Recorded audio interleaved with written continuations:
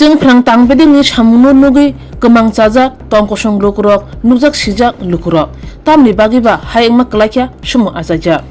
अबाहायना मांपिलि कासावै फैग्या बिलुनिया बर' पाथारि राजनगर थांफाय ख्लाइमा लामा बुखक बाबायनै सालकिसा सिगां जों फ्रांनि पुल थेपाजांमानि कायरेजांमानि फियाबा काय साइसाय दालायबाय सनामजाक स्टील पुल हायनो हायताइसा दरजारबाय सबाय खिबजाखा बाक्साके पुल सबायसे पायै लाहारो पतापसा क्लाइजा आबुना नायजानायनि बागै थाङै सगैक्या एमएलए दीपांकर सेन तै खरंनै एमएलए कसाम सुदन दास तै बासुदेव मजुमदार बरक आमसे कितिंगै बेराय नायख्या जों फ्रां तांबेदिंनि सामुनो नुगै गोमां जाजाखा कक सालायख्या थांफाय ख्लाय तंनाय तंकसक लुकुरबाय तामनि बागै अ पुल फुजाय खिबजाखा तांगे सबाय खिबजाखा लाख लाख रां सबाय सनामजाक अ पुल तामनि बागै सबायजाखा तामनि बागै रां मागनां ख्लायजाखा চেনানি বাগৈ সানকা এমএলএ র নাইনেদি চিনি মাংপিলিব আমরা আজকে বেশ কয়েকদিন ধরে দেখছি এখানে কিছুদিন ধরে যে বিলোনিয়া থেকে বরপাথরি অবধি রাস্তায় ইলেকট্রিকের পোস্ট প্রথমে দেখলাম এই পোস্ট করা হলো পোল করা হলো ইলেকট্রিকের তার টানার জন্য তারপরে বেশ কিছুদিন এই কাজ চলতে থাকে এখন দেখছি প্রায় মাসখানেকের মতো এই পুলগুলি সব উঠিয়ে সিমেন্টের করে সে পুলগুলি করা হয়েছিল সেগুলি তুলে আবার সেগুলিকে অন্যত্র নেওয়ার জন্য চেষ্টা করছে তো আমরা যতটুকু খোঁজ নিতে চেষ্টা করেছি আসলে বামফ্রন্ট সরকারের সময়েই রাজনগর 33 কেবি সাবস্টেশন বরপাথরি 33 কেবি সাবস্টেশন এবং একিনপুরে 33 কেবি সাবস্টেশন করার জন্য সিদ্ধান্ত হয় সেই অনুসারে কাজও শুরু হয় সেই কাজ এখন অবধি শেষ করতে পারে সেখানেই 33 কেবি লাইন নিয়ে যাওয়ার জন্য বিলোনিয়া থেকে যে পোল তারা এখানে লাগাচ্ছিল সেটাই প্রায় 8 বছর এই কাজটা এখনো সমাপ্তি করতে পারে এখন দেখছি সেই পোলগুলি আবার তুলছে যতটুকু খবর নিতে পারলাম এটা পাওয়ার গ্রিডের তারা করছে আর আরেকটা বিকল্প রাস্তা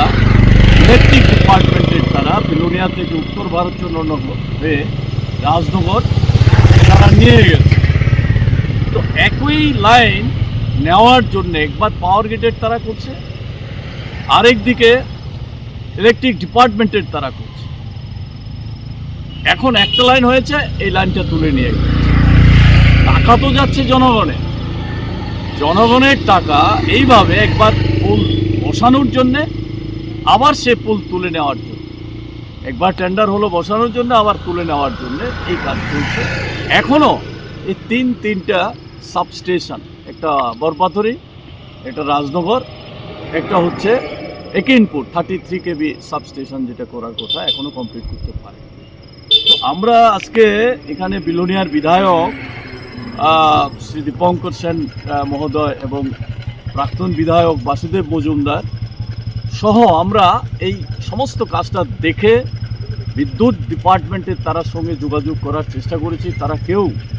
এখন পর্যন্ত এটা নিয়ে পরিষ্কার করে কিছু বলতে পারেনি সেজন্য আমরা এসছি আপনাদের সামনে এগুলি বলছি আমরা খুব সহসায় বিদ্যুৎ দপ্তরের উচ্চপদস্থ অফিসারদের সঙ্গে মিলিত হয়ে কেন জনগণের টাকা এভাবে অপচয় করা হচ্ছে কোনো পরিকল্পনা ছাড়া জনগণের টাকা এলোমেলো করা হচ্ছে এই বিষয়গুলি আমরা সরকারের দৃষ্টিতে নিয়ে যাব বিদ্যুৎ মন্ত্রী যদি আমাদের এই বিষয়টা শোনেন যে কোথায় এই ধরনের কোনো প্ল্যান প্রোগ্রাম ছাড়া এইভাবে এলোমেলো করে কাজ করছে তো এই বিষয়গুলি আমরা তুলে ধরার জন্য আজকে এসেছি এবং আপনাদের সঙ্গে কথা বলছি বাস্তবিক পক্ষে আপনারা এটা জানেন যে ত্রিপুরা রাজ্যে সরকার যখন ছিল তখনই গ্রামাঞ্চলের বিদ্যুতের সম্প্রসারণের জন্য একটা উদ্যোগ নেন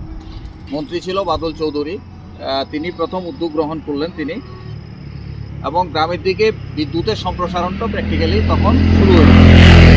পরবর্তী সময় বিদ্যুৎ মন্ত্রী এলেন মানিক দেব আমাদের রাজ্যে তখন ওই ধরনের টাকা নেই যে বিদ্যুতের ডেভেলপমেন্ট করতে পারবে তার জন্য ওয়ার্ল্ড ব্যাংকের কাছে 1700 কোটি টাকার একটা প্রজেক্ট সেখানের মধ্যে পাঠানো হয়, 1700 কোটি টাকা। এবং 2016-17 সালে এই টাকাটা মঞ্জুর হয়। কিন্তু আপনারা জানেন যে তারপরে বামফ্রন্ট সরকার ক্ষমতাচ্যুত হয়, যার ফলে ওই প্রজেক্টটা মঞ্জুর এলে পরেও তার উপর তখন নির্বাচনের প্রক্রিয়া বিভিন্ন কিছু, তার জন্য এই কাজটা করতে পারেনি। এর পরবর্তী সময়ে এই কাজটা হাতে নেওয়া হয়েছে এবং এই প্ল্যান, সমস্ত পরিকল্পনা, কোথায় কোথায় সাবস্টেশন হবে, কোথায় কী লাইনগুলো হবে, এগুলো সব আগে থেকেই তৈরি করা হবে। ওয়ার্ল্ড ব্যাংকের কাছে সেই টাকা পাঠানো হয়েছে।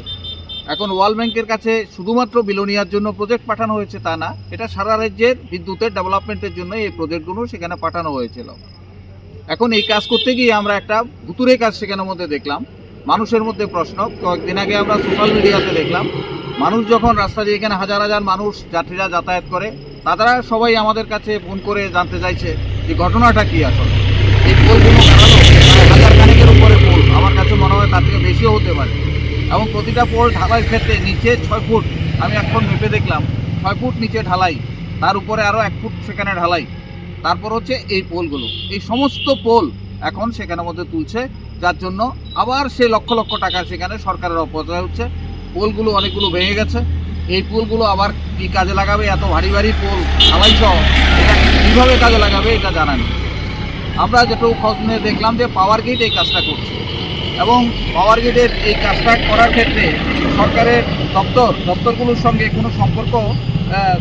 অর্থাৎ নিজেদের মধ্যে কোনো আন্ডারস্ট্যান্ডিং সেখানে নেই। এই যে উপরে আরেকটা তার সেখানে দেখছেন, অলরেডি সে লাইন আগেই হয়ে গেছে, সেখানের মধ্যে, এবং তার থেকে 66 কেবি যে লাইন, সে লাইনও সেখানের মধ্যে হয়ে গেছে। এখন এই লাইনটা যদি হয়, এটা পাওয়ারফুল লাইন আরও,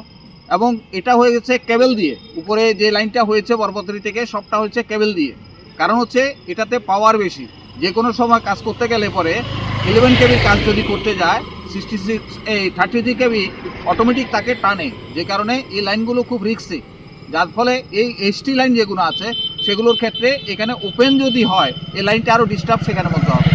অথচ এই দপ্তর জানেই না যে এখানের মধ্যে অলরেডি সেখানের মধ্যে কেবলের লাইন অলরেডি সম্প্রসারিত হয়ে গেছে। এই হচ্ছে একটা ডিপার্টমেন্ট, এখানে কোটি কোটি টাকা, যে টাকা ঋণ করে আনা হয়েছে সেখানের মধ্যে, বিশ্ব ব্যাংক থেকে ঋণ করে আনা হয়েছে, আর সেই টাকা নিয়ে আজকে এখানে প্ল্যানহীনভাবে এই কাজগুলো সেখানের মধ্যে করছে। এখানে এক্স এমএলএ আমাদের সুধন দাস, উনি আজকে আমাকে বললেন যে এইটা কী হচ্ছে এখানে ভুতুরে কাজ। এই জন্যই আজকে আমরা এখানে পরিদর্শনে এলাম, এগুলো দেখলাম। আমরা নিশ্চয়ই দপ্তরের কাছে আমরা নিয়ে যাব, বিধানসভায় আমরা নিয়ে যাব, যে এইভাবে সরকারের টাকা, কোটি কোটি টাকা, যেখানে গ্রামাঞ্চলে দুটো খুঁটি দিয়ে সাহায্য করতে পারে না। মানুষকে বিদ্যুৎ নিতে গেলে পরে একটা খুঁটি কিনে নিতে হয়, তার কিনে নিতে হচ্ছে মানুষের, চিৎকার করে খুঁটি পাচ্ছে না, সাবস্টেশন পাচ্ছে না, এই ট্রান্সফর্মার পাচ্ছে না বিদ্যুতের লো ভোল্টেজ দূরীকরণের জন্য। আর সেখানে সরকারের এই কোটি কোটি টাকা এইভাবে নষ্ট হচ্ছে, এটা স্বাভাবিকভাবে মানুষের সমালোচনার মধ্যে এসছে। এই জন্যই আমরা এসেছি আজকে এই জিনিসগুলো দেখার জন্য।